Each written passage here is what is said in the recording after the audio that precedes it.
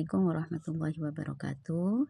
Sahabat muslimah, kita lanjutkan kembali pembahasan kita terkait dengan keutamaan ilmu dan para ulama.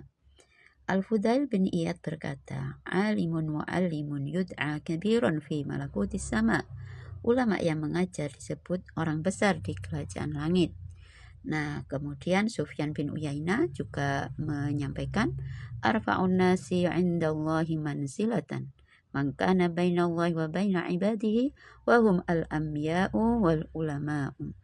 Nah, di dalam perkataan Sufyan tadi dikatakan arfa'un nas, siapa manusia yang paling tinggi indallahi manzilatan, yang paling tinggi kedudukannya di sisi Allah adalah mangkana bainallahi wa baina ibadihi, dia adalah menjadi perantara di antara Allah dan hamba-hambanya.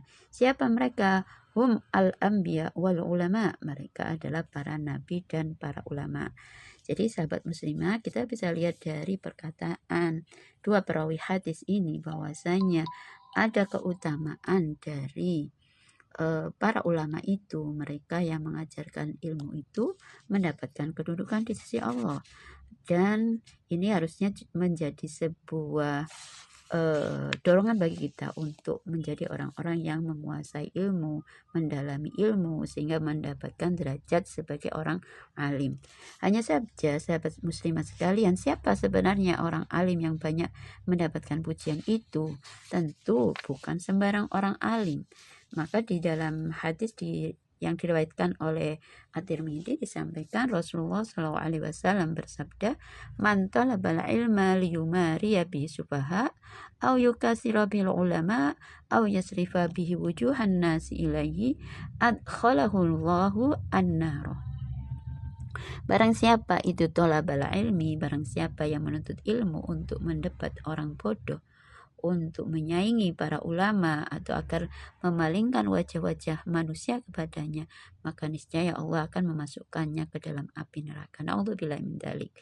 Nah, kalau kita lihat di dalam hadis ini, di situ disampaikan kalau orang itu menuntut ilmunya itu tujuannya justru untuk mendebat orang-orang bodoh, untuk menyaingi ulama yang lain, atau untuk memalingkan wajah-wajah manusia itu agar melihat kepada dirinya.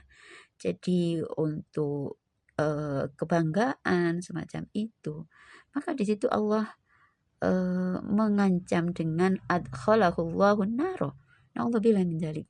Allah akan memasukkannya ke dalam api neraka ketika kita itu menguasai ilmu tapi untuk mencari ambisi-ambisi duniawi dengan niat-niat yang buruk atau niat-niat yang busuk.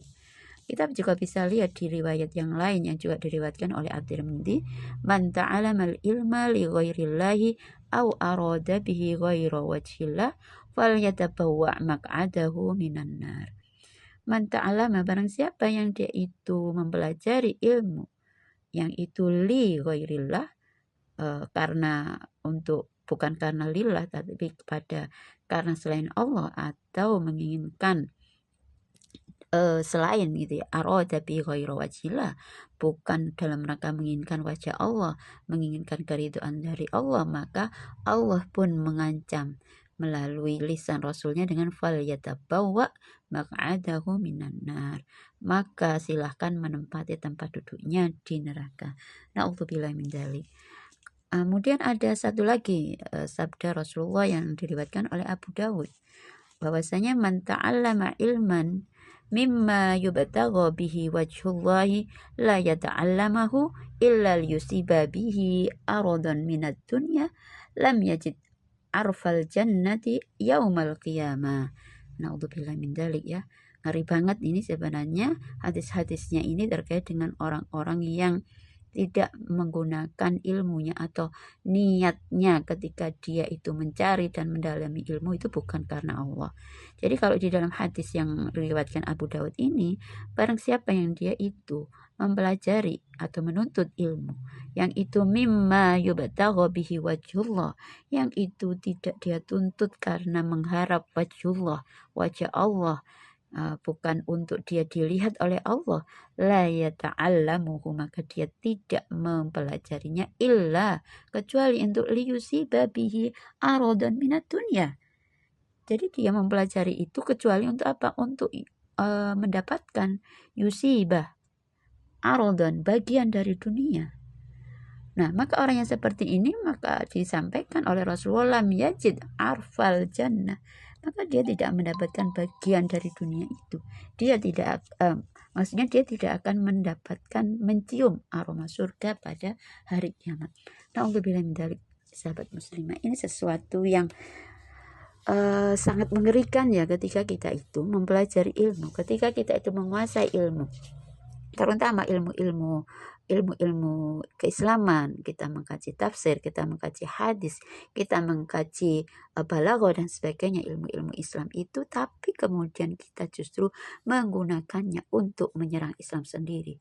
Bahkan kemudian kita gunakan untuk memalingkan kaum muslimin itu dari pemahaman Islam yang lurus.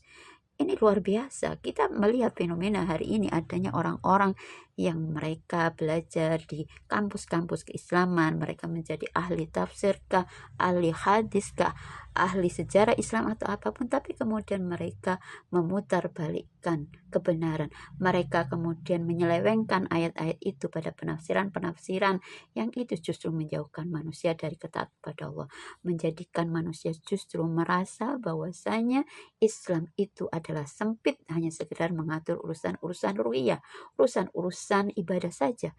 Dan mereka mengatakan haram bagi kaum muslimin untuk mengatur kehidupan kita itu dengan Islam, karena Islam itu tidak mengatur politik misalnya. Mereka juga memberikan fitnah-fitnah terhadap Islam dengan mengatakan bahwasanya Islam tidak perlu harus diterapkan seperti itu, sesaklek itu. Bahkan mereka mengatakan khilafah itu tidak ada dalil dan tidak ada perintah dari Allah untuk ditegakkan.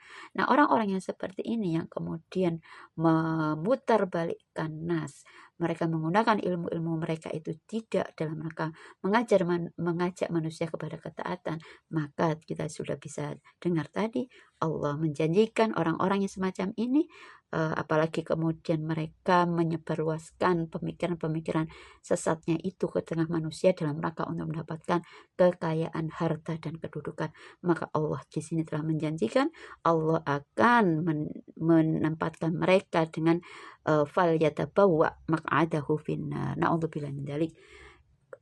Sampai di sini, kita sambung lagi di sesi berikutnya. Wallahu a'lam bishawab. Assalamualaikum warahmatullahi wabarakatuh.